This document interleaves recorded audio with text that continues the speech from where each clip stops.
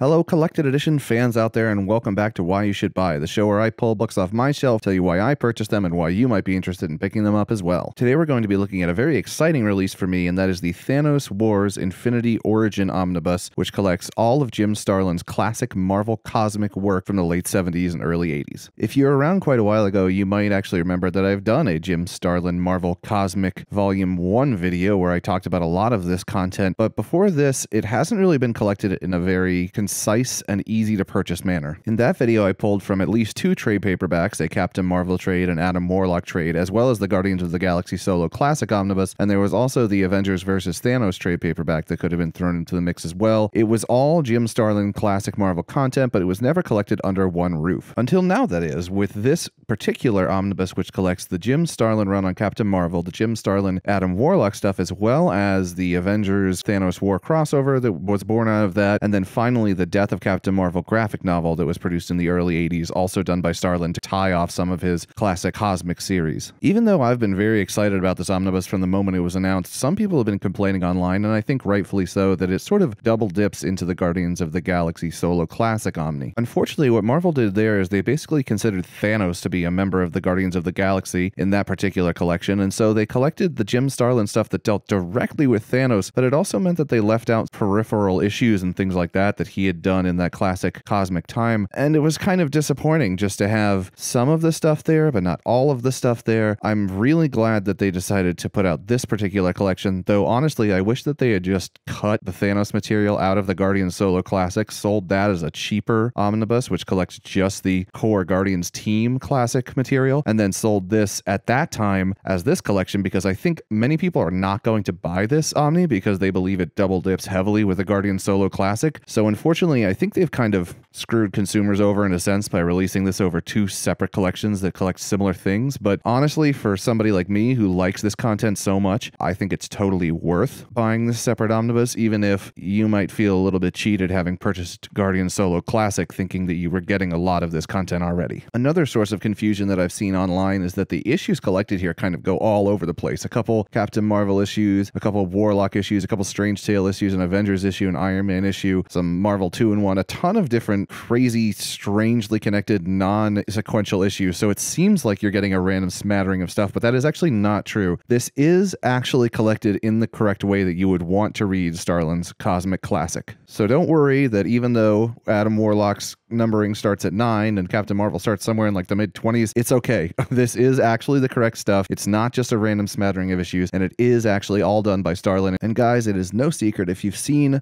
my previous video on this content, I absolutely adore this stuff. I think it's completely amazing, some of the best 70s comic book, both writing and art, and an absolute beauty of what Marvel Cosmic can be at its full potential. For me personally, Starlin as an artist just hits me exactly in the right spot as kind of a combination between what Steranko was doing in the late 60s by freeing up the paneling and kind of giving these larger spaces of work, as well as what Ditko was doing with a lot of his Doctor Strange stuff, giving these like cosmic entities and crazy alien worlds and all that stuff. He's some kind of beautiful mix of those two guys, and in this particular content, especially in the Adam Warlock stuff, where he kind of gets to take the reins and go really wild with what he's doing, I think the art is absolutely stunning. It's totally beautiful, very classic 70s comic art, which I personally tend to like a whole lot, and it's done in such a way that is constantly drawing your eye to new and interesting stuff. It's really varying up the panel size, it's varying up the layouts, and it just gives a suitably epic, crazy, and alien look to this content that is totally concerned with the strange alien nature of life and death and persecution and good and bad, and it's this huge big thematic idea that he's pushing here, and his art really complements that whole search for cosmic truth going on in a lot of these books. This omnibus itself is quite solid. I mean,